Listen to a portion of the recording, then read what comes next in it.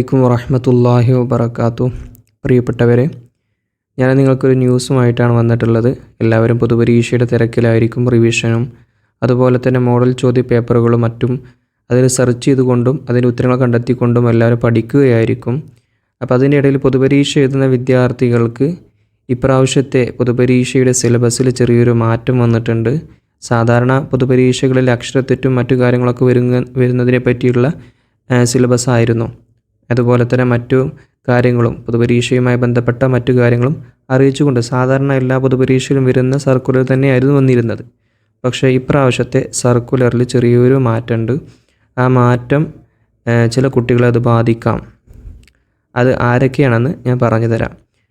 ഇപ്രാവശ്യത്തെ സർക്കുലർ വന്നത് ജനുവരി 12-ന്, അതായത് വരാനിരിക്കുന്ന ജനുവരി 12-ന് ഏകദേശം 70% ഹാജറുള്ള കുട്ടികളുടെ ഹാൾ ടിക്കറ്റ് മാത്രമേ ഡൗൺലോഡ് ചെയ്യാൻ കഴിയുള്ളൂ. അതായത് നമുക്ക് ഓൺലൈനിൽ നിന്ന് നമ്മുടെ ഹാൾ ടിക്കറ്റ് അനുസരിച്ചാണ് നമുക്ക് പൊതുപരീക്ഷയ്ക്ക് കയറണമെങ്കിൽ ഹാൾ ടിക്കറ്റ് വേണമല്ലോ. അപ്പോൾ ഹാൾ ടിക്കറ്റ് ഓൺലൈനിൽ നിന്ന് ഡൗൺലോഡ് ചെയ്യാൻ കഴിയുന്നത് ഏകദേശം 70% ഹാജറുള്ള കുട്ടിക്ക് മാത്രമാണ്.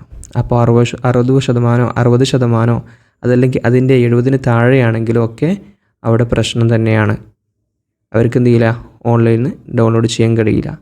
അപ്പോൾ ഡൗൺലോഡ് ചെയ്യാൻ കഴിയുന്നില്ലെങ്കിൽ എന്ത് സംഭവിക്കും? ഹാൾ ടിക്കറ്റ് ഇല്ലാതെ പരീക്ഷ എഴുതാൻ സാധിക്കുകയില്ല.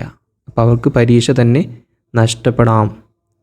അപ്പോൾ ആ കാര്യം ശ്രദ്ധിക്കുക. പല കാരണങ്ങളാലും ചെറിയ കാരണങ്ങളെ കൊണ്ട് നമ്മൾ ചിലപ്പോൾ മദ്രസ ഒഴിവാക്കിയിട്ടുണ്ടാവും. ഇനി ആ പരിപാടി നടക്കൂല. അപ്പോൾ ഇനിയുള്ള ദിവസങ്ങളിൽ മുഴുവനായിട്ടും എന്ത് തന്നെ സംഭവിച്ചാലും പരമാവധി ക്ലാസ്സിന് പങ്കെടുക്കാൻ ശ്രമിക്കുക.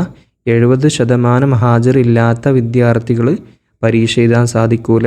പിന്നീട് അവർ അടുത്ത വർഷം ഇതുപോലെ 5ാം ക്ലാസ്സിൽ ഇരുന്നു കൊണ്ട് പിന്നെ പരീക്ഷ എഴുതേണ്ടി വരും.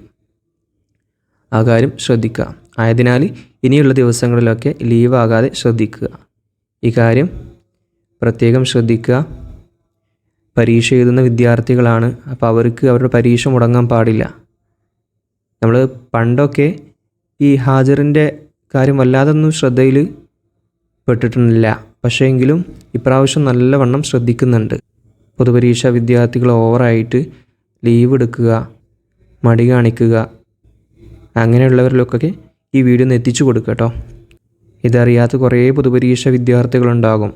അവരിലേക്കൊന്ന് ഈ വീഡിയോ ഷെയർ ചെയ്ത് അവരെ ഈ കാര്യം അറിയിക്കുക. അസ്സലാമു അലൈക്കും വറഹ്മത്തുള്ളാഹി വബറകാതുഹു.